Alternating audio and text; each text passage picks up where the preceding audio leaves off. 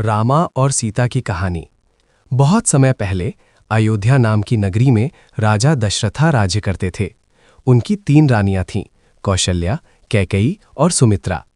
एक दिन राजा दशरथ ने पुत्र प्राप्ति के लिए यज्ञ करवाया।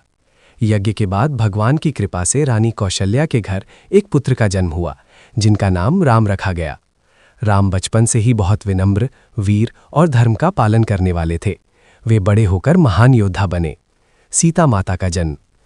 उसी समय मिथिला के राजा जनक की एक बहुत सुंदर और पवित्र पुत्री थी, सीता। कहा जाता है कि राजा जनक को सीता खेत जोतते समय धरती से मिली थी, इसलिए उन्हें धरती की पुत्री भी कहा जाता है। राम सीता का विवाह। जब सीता विवाह योग्य हुई तब राजा जनक ने एक स्वयंवर रखा। शर्त थी कि जो वीर भगवान शिव के भारी धनुष को उठाकर तोड़ देगा, उसी से सीता का विवाह होगा। स्वयंवर में कई बड़े बड़े राजा आए, लेकिन कोई भी धनुष नहीं उठा सका। तब राम ने आसानी से धनुष उठाकर उसे तोड़ दिया। ये देखकर राजा जनक बहुत खुश हुए और राम और सीता का विवाह धूमधाम से हुआ। वनवास। कुछ समय बाद राजा दशरथ को एक वचन के कारण राम को 14 साल का वनवास देना पड़ा। राम के साथ उनके छोटे भाई लक्ष्मण और पत्नी सीता भी जंगल चले गए। सीताहरण। वन में रहते समय लंका का राजा रावण सीता की सुंदरता पर मोहित हो गया। उसने छल से सीता का हरण कर लिया और उन्हें लंका ले गया।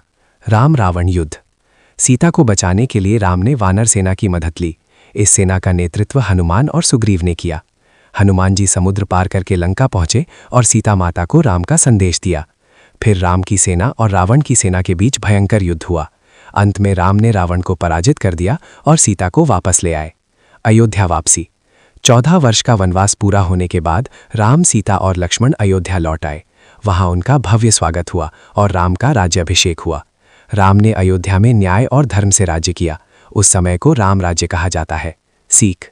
राम और सीता की कहानी हमें सिखाती है कि जीवन में सत्य, धर्म, प्रेम और विश्वास सबसे महत्वपूर्ण होते हैं।